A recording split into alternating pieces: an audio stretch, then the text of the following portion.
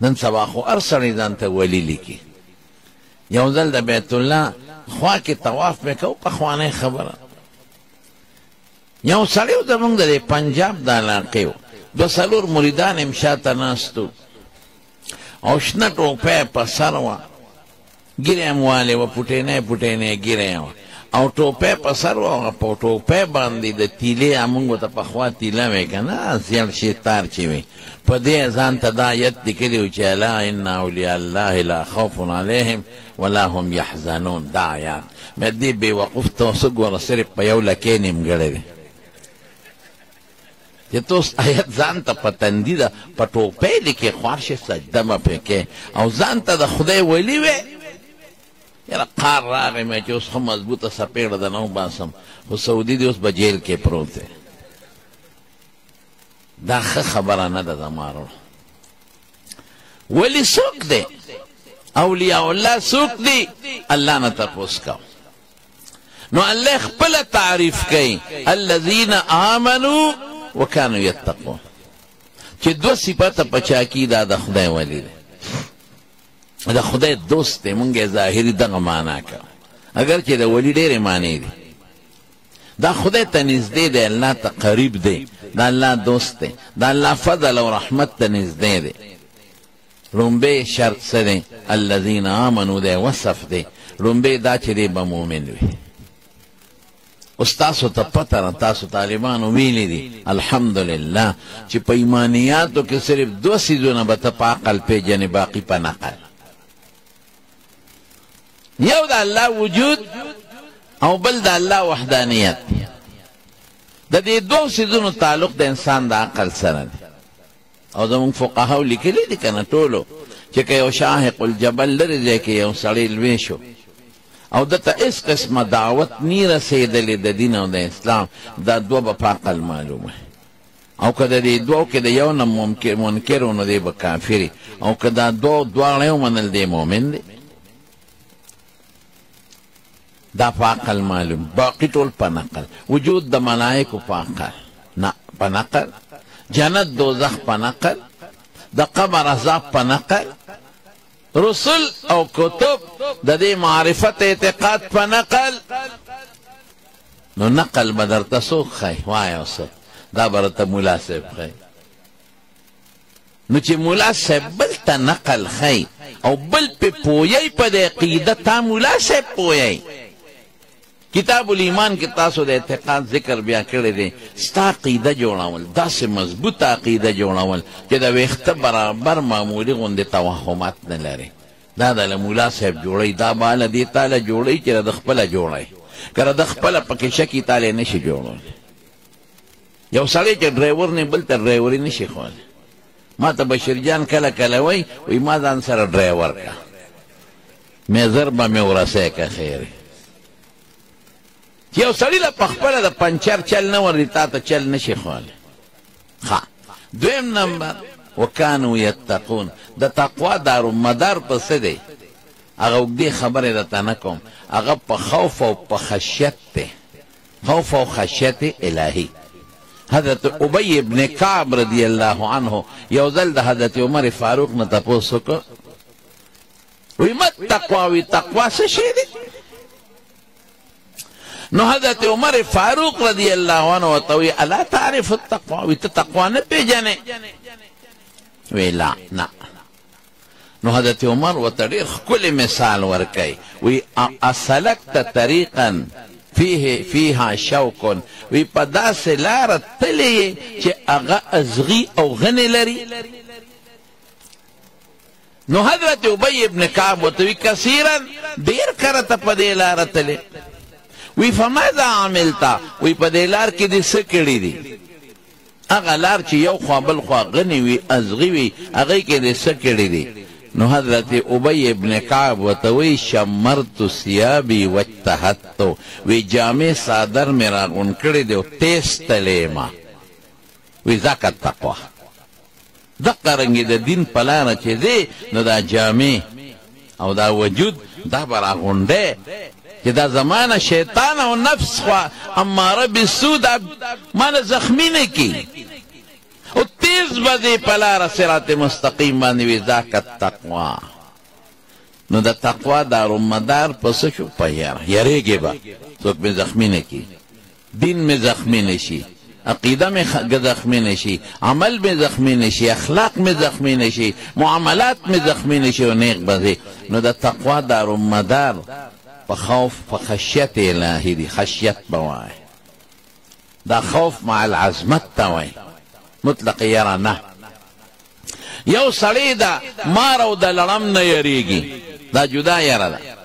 یو سړی دا پلار او دا استاز نه یریږي، د مار او لړم او دشمن نه چې یریږي نو ذهن کې بلې د هغه ظالمیت ملحوظ چې په ما ظلم کوي، او د پلار نه چې یریږي او د استاد نه نو په ذهن کې د دا ادب ملحوظ دی چې رانه خفه نشي، زړه کې رانه ګیلمن نشي. د الله یره دا دویم نمبر دی خشیت وایي. نو دارو مدار د تقوا په خشیت دی. قرآن شریف کې الله څه فرمایي؟ انما گورا بیا حسر تا گورا یخشى الله من عباده العلماء. دا دین عالمان گوری پنچر والا نا دا لغت پہ اعتبار تے عالم وانخلے، مولام باشد کے چوپ نشوان. نو دا دو صفت پا مولا کی دی، لہذا دا دعوت ثابت شوا کہ نن پا مخدز مکا اولیاء اللہ دا علماء کرام. تاسو شکر و باسے او دا خدای پاک دا دغا نعمت قدر وکے. تاسو لا خدای لوی رتبه درکړه، دا عالم خو ډېره لویه رتبه یي. بیا د علم نه پس تاسو تخصص فی الفقه وکړه، دینی علوم هم زده کړل، د مسایلو د استنباط استخراج طریقه مو زده کړه، اصول مو زده کړل، او د فتوی چل مو زده کړه چې زما نه څوک د مسئلې تپوس کې به څنګه جواب ورکوم. دا خو تاسو له خدای ډېر لوی منصب درکې قسم دی. دا خو د الله ډېر لوی احسان دی. دا ټول د علماو زمونږ د علماء کرامو دا د هغې برکات دي، د علماو طریقه ده. شکر دی الحمدلله زما رونو. یو طرف ته که باطل په زور کې روان دی، په تیزۍ کې روان دی، بل خوا مایوسي به نه کوئ. الحمدلله دین بل طرف ته په ډېره ترقۍ کې روان دی. الحمدلله دومره علما خو مخکې نه وو لکه دا اوس ته څومره دي، دومره مدرسې خو مخکې نه وې لکه دا اوس ته څومره مدرسې دي، دومره حافظان خو مخکې نه وو لکه دا اوس ته څومره حافظان دي. په ټولو علاقو کې چې به علماو د کوم ځای نه به دا سوات مولا دی، دا دیر مو، دا باجوړ مولا او کابل مولا، ځکه دغې خلکو کې د مخکې نه د علم شوق و. زمونږ په وطن کې خپل علما ډېر زیات کم و. قسم دی اوس دومره علما دي، دومره علما چې اوس په امامتو زمونږ د مولایانو جګړې دي. دی جومات کې به زه امامتي کوم او دی وی به زه ما خپل یو ځای کې فیصله کوله، نو هغه یو مولوي صاحب وایي چې دا بس ته که دونه موده د امامتي وکړو نو مونږ ته دې اوس پرېږدي چې مونږ هم څه عملي چل وښایو دې خلکو ته چې امامتي څه ته وایي که نه. ما دوا کوه چې دا ویکنسي درته خالي شي نو ورسور به شي پې. وی دا څنګه چل دی؟ مې که دا خدای مړ کړ د نسینیر دی که جونیرې ګزاره کوه هلکه مې کله کله یو پوډې دله نمبر ورکوه. دا د خدای فضل او د خدای کرم. یو مدرسه کې دوه کسانو د تره بچي جګړه وه په کتاب، نوم د تنالم غټه مدرسه. کتاب چې کم وخت کې نقشه جوړېده جګړې وی دا کتاب ظالم بل وي دا ظالم، یو لوی باس و چا وی دا خو دا چل دی او دا چل دی او مدرسه به روانه شي. ما وی الحمد شکر وباسئ چې نن د دوی جنگ په دې مدرسه کې په کوټه نه دی، جنگ په ځمکه نه دی، جنگ د مدرسې په خاوره نه دی، جنگ په چا دی؟ په کتاب. هر یو صلاحیت د لولولو زه لرلی شم او زه یې ښیم. دا خو د شکر خبره ده. پلارانې ما ته داسې نیغ وکتل معلمانو، وی دا خو د ناشنا خبره وکړه. وی اوس به ورسره څه کوو؟ میدان قراندازي شته که نه؟ دا خو قمار نه دی، میسر خو نه دی. او به وال کو قراندازي او یا مې دا چل به وکړو دا کتاب بوله په میان نیم کو نیم دی یو ښی نیم دی بل ښی، خیر او خلاص. دا شکر دی. ټول وایه الحمدلله. نو تاسو نه خدای پاک نن متخصصین جوړ کړل او مفتیان درنه خدای پاک جوړ کړل. دا تاسو له خدای ډېر لوی نعمت درکه ګورئ. دا د خدای لوی احسان دی او د خدای پاک ډېر لوی کرم دی. دا خو زمونږ د اسلافو طریقه ده او د علم مقصد هم دا دی. ګورئ چې ته په قرآن او په سنت ځان پوهې کې نو عمل به پکې بل ته به ښې. رسول الله صلی الله علیہ وسلم په حجۃ الوداع کې حضور پاک دا اعلان کړی دی الا هل بلغت فليبلغ الشاهد الغائب بل تو رسوه. نو رسول دو طریقې دي، یو دا دي لکه مفسرین دي حافظان دي قرآن رسی الفاظ د قرآن، ناظره خوانان دي ناظره رسی. دویم څه دي د هغې مفهوم باندې خلک پوهول دي. دریم د هغې مسایل مستنبط کې امت ته رسی. دا ستاسو ډیوټي ده، په دې د خدای شکر ادا کړئ الحمدلله چې تاسو نه خدای پاک فاضلان جوړ کړل. اوس به دا قوم ته رسوئ. ګورئ دا غي اصول لاندې دا یو ټکی برته ویم، دا غي اصول لاندې تاسو مفتیان شوئ لږ یو بوټي اصل ماخذ ته به ځان رسوئ. ګورئ صرف د اردو په کتابونو به ګورئ اکتفا نه کوئ، اصل ماخذ ته به ځان رسوئ. اصل چې د دې کوم کتابونه دي به ګورئ ورپسې. دا نه چې چا دنه د مسلې تپوس وکړو ته فوراً د اردو کتاب وګورئ او د هغې نه فتوا ولیکئ او بیا حواله هم حقه ولیکئ چې هغه ورکړې ده. دا هم ښه ده، دا هم د دې زه مخالفت د دې هم نه کوم، د دې هم مخالفت نه کوم. دا هم یو کتاب دی، دا هم زموږ فقهاو خدمت کړی، زموږ علماو خدمت کړی دی. دا هم اسانه شو، مخالفت نه کوم. خو ستا فایده په دې کې ده چې هغه اصل ماخذ ته ځان ورسئ. عربي کتابونه ورله وګورئ کوم چې درته استادانو ښودلي دي، نو دې کې به ستا د علم او ستا د قوت او ستا د علمي معیار هغه ظهور به راشي او الله بدله نوره فایده درکړي. نور که ته ګورې د اردو کتاب نو کتی شي تا ته د هغې پابندي نشته.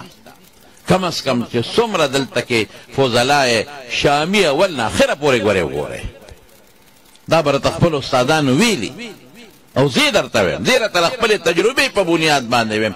دوه څیزونه دي علماو ته دا خبره کوم چې هغه ستاسو د فایدې دپاره ډېر بهترین دي. یو شامي اول نه اخره پورې ګورئ. زموږ دا مدرسین حضرات هم خفه کېږي دي نه، هغوی نن سبا د دې اردو په کتابونو لګیا دي اعتماد کوي. په درس کې لګیا دي دا د اردو کتابونه ګوري، هغې کې خو لکیر کې فقیر ګوري غلطۍ ډېرې زیاتې دي. خفه کېږی ما د اردو چې څومره د احادیثو شرح دي ما ریستی دي، زه خپلو ما زما شاګردان پکې دلته ناست هم دي ډېر کسانه او تپوس هم کولی شئ. زه باقاعده په خپل درس کې ویم چې دلته ګورې د اردو کتاب کې غلطي ده، د مذاهبو چې دوی کم ذکر کوي په هغې کې غلطۍ دي. ګورې دا صدا صفا زه ویم یو لوی محدث د نوم نه اخلمه، ما ورته قسم دی قسمین درته ویم په اسلام آباد کې په یو میټینګ کې ووی مې حضرت ستاسو په دې کتاب کې څه غلطۍ دي. هغه ومنله، هغه وی دا میں نے نہیں لکھا ہے، دا ما نه دي لیکلی، دا د ما تقریر بل چا لیکلی دی. ما د دې اصلاح پکار ده. بیا ما ورته یو 3 پاڼې ولیږلې د خط په ذریعه باندې مې دا وګورئ تاسو. بیا الحمدلله په بل ایډیشن کې د هغې باقاعده اصلاح کړې ده. نو زه تاسو ته دا بنیاد ویم چې تاسو اصل ماخذ ته یو بوټی غوندې ځان رسوئ. که تاسو د اردو نه فتوا نویسي کوئ زه د دې مخالف نه یم، بلکل کولی شئ. زموږ حضرت مفتی فرید صاحب رحمت الله علیه د هغه ښکلې فتوا اسانه ده. داسې نورو علماو هم کړي دي فتوې لیکلي دي، خو دې دپاره یې لیکلي دي که نه تاسو ته بلکل فایده اخیستی شئ. د دې ګورې زه مخالف نیم، نو ما د خبرې غلط مقصد وانخلی، خو تا له فایده په څه کې ده چې ته اصل عربي چې کم متن دی، کم حاشیه ده او کم شرح دی هغې ته ځان ورسئ. نو یو شامي به ګورئ، طالبانو ټولو ته ویم اول نه اخره پورې وګورئ. زموږ محدثین نه ګوري د فقه کتابونه، بس هماغه د حدیثو شرح ګوري. د حدیثو ټیک ده فایده ډېره زیاته ده، خو لیکن اصل ته ځان رسول دی. اول نه اخره پورې د خپلو طالبانو ته باقاعده حواله ورکوم په هندي او په شامي باندې، دا دواړه ګورم.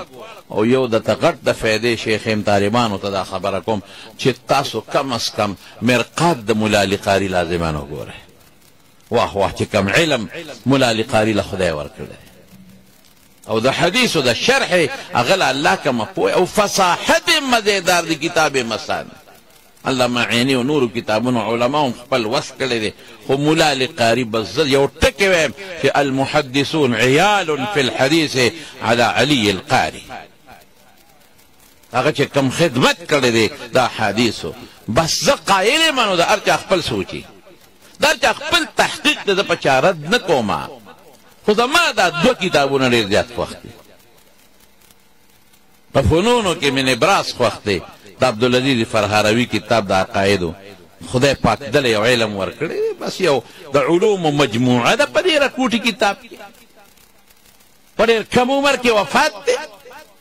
او د حدیثو په باب کې مولا علي قاري باس علي القاري دله چې خدای کومه پوهه ورکړې، ډېر لوی لوی خلک ورته نه رسي.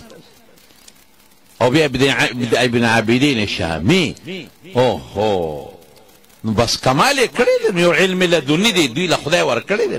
نور زمونږ الحمدلله زمونږ د احادیثو په باب کې ما ته یو ځل په مدینه منوره کې یو عالم خبره کوله، لوی محدث دی په جامعه کې، زما ډېر ښه دوست دی او د عقایدو استاد یې ما له بلا کتابونه هم راکړي دي. ما څه چې زه کله هم لاړ شم ما له دعوت کوي او ډېر ښکلی عالم دی. نو هغه ما ته یو ځل وی، ما ته وی چې مولانا، هغوی خو خیر مولانا نه وی، ما ته وی شیخ ستاسو احنافو کې چې کوم علما تیر شوي دي بس وی دا په دې متاخرینو کې. نو ما ورته وی څوک من تريد تخص په دې متاخرینو کې څوک مراد کې؟ نو ما ته وی انور شاه کشمیری. واه واه مې دا دغه علم دی ومنه، دا دغه تقریرات دي چې تا کتلې دي. علامه شبیر احمد عثماني وګوره کم فتح الملهم کې چې هغه کم د احادیثو تحقیق کړی دی او کم تشریح کړی د مور راوړې به داسې ونه کړي. دا خو زمونږ لوی اجله محدثین او کمې حافظې چې وله خدای ورکړی وې دا به حیران شي. ما د علامه شمس الحق افغاني رحمت الله علیه نه اورېدلي وی کشمیري صاحب تللی و چېرته بار سعودي ته تللی و، وی چې راغی وی چې یو کتاب میل ته کتلی دی و، یو کتاب و صرف یو نسخه او شابه درته املا به هم لیکې. په عقایدو کې دغه کتاب اوس په دې نیټ باندې شته، مخکې نوم یې هېر شو خو زمان و مکان پکې راځي، معرفت الزمان یو ټکی دی خو الزمان والمکان پکې راځي. یقینا ما چې وکت نو حیران شم چې خدای دی په عبارت خو مولیان هم نه پوهېږي. په دې نیټ شته، ته ډاونلوډ کولی شي او ټول د الله پاک په وحدانیت او په وجود لګیا دي دلایل. نو وی چې راته وی چې لیکې نو مونږ قلم او پن راواغېستل دا واورئ نو لیکل هم شروع کړل. وی ځان سره مې ولیکل د افغاني صاحب نه ما په خپله اورېدلی دی. وی چې قلات ته لاړم هلته قلات کې بیا دی د معارفو د وزیرو قاضي قضاتو. نو وی هلته یو سړی راپسې راغی، نو ما ته وی چې زما سره به دې ډوډۍ دله کوم. وی ما ورته وی چې دا کم ځای دی چې ځای وښونه هغې کې د اس د تلو د یا د اوښ د تلو سفر مو پیاده مزل ما نه شو کولی، ډېر لرې و. وی ما ته وی چې مې چې نه زه نشم، ته وی چې زما نور څه غرض نشته خو پلار مې مړ دی او ډېر لوی عالم و او د هغه مکتبه دا کتابونه درکړو خو ما سره به ځې.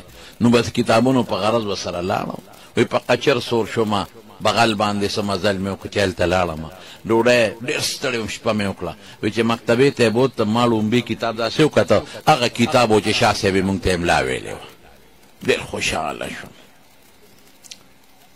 وی ما وی چې یاره اصل کتاب خدای په ګوتو راکړه، شاه صاحب چې املا ویلي خو خامخا به ته زیاتې کمې شوي، دا خو غټ کتاب دی او دا خو شکر الحمد ډېر خوشحاله شوم. وی کتاب مې راواغېشي مطالعه مې کړه، دا د افغاني صاحب الفاظ وی قسم دی چې شاه صاحب مونږ ته کومې املا ویلې وه د دې او د هغې په منځ کې د من و عن فرق نو. داسې حافظه خدای ورکړی. او زمونږ باباجي خبره کوله ما شهزاده صاحب رحمت الله علیه د دنیا باب کې دا و چې یو ځل په درس کې حضرت شاه صاحب رحمت الله علیه فرمایل وی چې یاره د غنمو دا ونه به څه ونه یي بوټې هم نه نو ونه دا ورته پته غنم خو هر ځای کېږي، یعنې دنیا طرف ته بلکل دقه دین ته متوجه و. زمونږ علماو خصوصا د دیوبند علماو ډېر کار کړی، خو دا دوه څیزونه مې درته یاد کړل، یو مرقات او یو شامي. بچې دا به ټول ګورئ. او دا چې کوم خدای تاسو له منصب درکه په دې د خدای شکر به ادا کوئ، ناشکري به نه کوئ.